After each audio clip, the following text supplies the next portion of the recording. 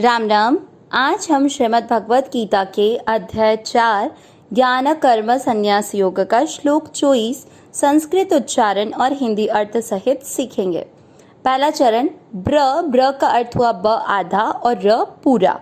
ब्र के बाद में है आधा ह। भ्र माँ के साथ आधा र। ब्रह्मार पण, दोनों अक्षर पूरे, दोनों में मिक्स करेंगे पण। शब्द पूरा होने के बाद न पे अनुस्वार आधा म। ब्रह्मार्पणम। फिर वापस ब्र। अब यहाँ पर क्या है, आपको ब्रह्म शब्द को तोड़ के लिख रखा है कि आधा ह और म पूरा। ब्र वही चीज है, ब आधा र पूरा, और हम ब्रह्म इसमें ह आधा है और म पूरा है, तो ब्र के साथ आधा ह पढ़ेंगे ब्र और म में अ मिक्स करेंगे ब्रह्म। ह में अ मिक्स क्या ह, वी के साथ आधा र वीर, ब्रह्म हवीर। पहला चरण ध्यान से फिर से पढ़ेंगे ब्रह्मार्पणम ब्रह्म हवीर। दूसरा चरण देखेंगे अब ब्र। वापस वही पहले चरण वाली चीज, ब्र का अर्थ हो गया ब आधा र पूरा और ह आधा है ब्रह्म, माँ के साथ आधा गम माग, न पे औ की मात्रा माग्नव, ब्रह्माग्नव। फिर वापस ब्रह्म, ब्र आधा ब आधा र पूरा और आधा ह, ब्रह्मणा ब्रह्मणा, हु त के साथ आधा म, हुतम। दूसरा चरण फिर से ब्रह्माग्नौ ब्रह्मणा हुतम। पहला और दूसरा चरण साथ में पढ़ेंगे ब्रह्मार्पणम ब्रह्म हवीर, ब्रह्माग्नौ ब्रह्मणा हुतम। तीसरा चरण देखेंगे अब भ्र।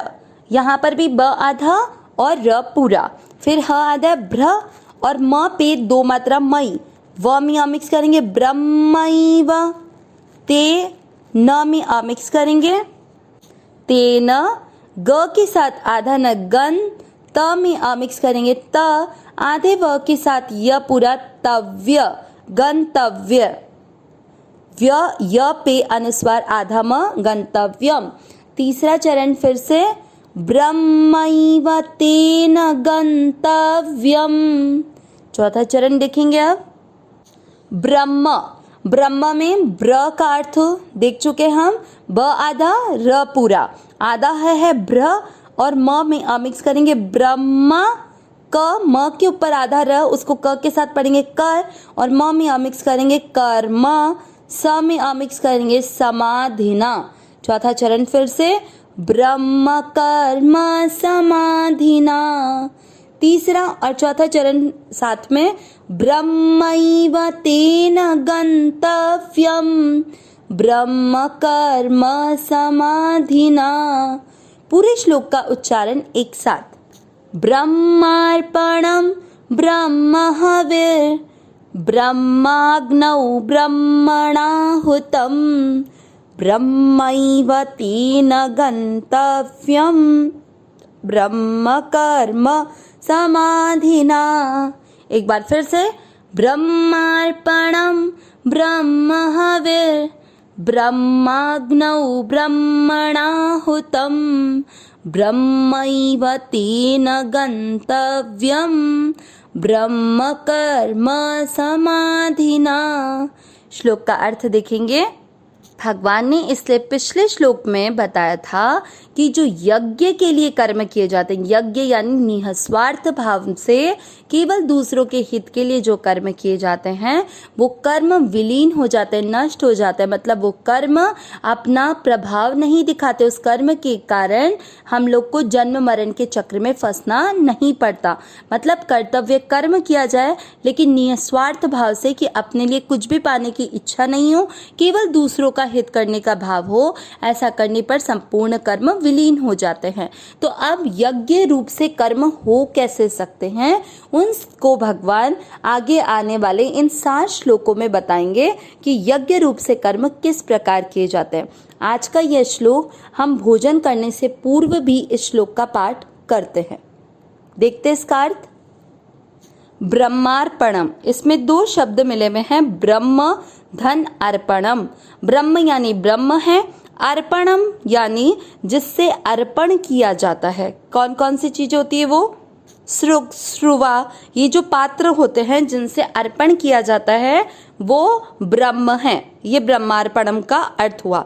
आगे ब्रह्म हविर, ब्रह्म हविर का अर्थ आधा र जो है वो हवि के बाद का विसर्ग हटने पर आया है, तो हवि ही, और ब्रह्म, ब्रह्म यानी ब्रह्म है, हवि ही यानी जो तिल, जो घी, ये सब चीजें अपन डालते हैं यज्ञ में, वो चीज ब्रह्म है। ब्रह्माग्नव यानी ब्रह्म प्लस अग्नव, ब्रह्म रूप अग्नि में। आगे ब्रह्मणाहुतम, ब्रह्मणा यानी ब्रह्म रूप जो करता है, मतलब जो कर रहा है उसके द्वारा। ब्रह्मणा हुतम, हुतम यानी जो आहुति देते हैं ना, वो आहुति देने वाली क्रिया हुतम।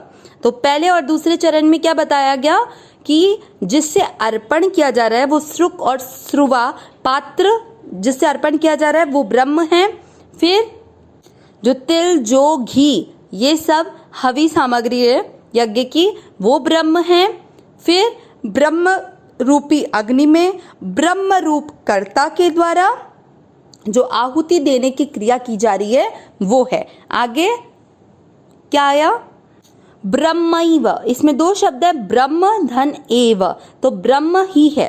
पिछले वाले चरण से पूरा अर्थ क्या निकल गया कि जो हुतम यानी जो आहुति देने वाली क्रिया वो भी क्या? ब्रह्म ही है। आगे तेन गंतव्यम, तेन यानी उसके द्वारा, गंतव्यम यानी उसके द्वारा जो होने वाला फल है, प्राप्त करने वाला जो भी फल है वो ब्रह्म कर्म समाधिना यानी जिसकी ब्रह्म में ही कर्म समाधि हो गई है। ब्रह्म में ही कर्म समाधि हो जाना मतलब उसके संपूर्ण कर्म ब्रह्म रूप ही बन जाते हैं। ब्रह्म के अलावा उसके कर्मों का कोई और अलग से स्वरूप है ही नहीं। तो पूरा अर्थ क्या निकला? श्रुक श्रुवा जिससे अर्पण किया जाता है वह पात्र ब्रह्म ही है। हव्य पदार्थ अर्थात तिल, जो घी, ब्रह्म है।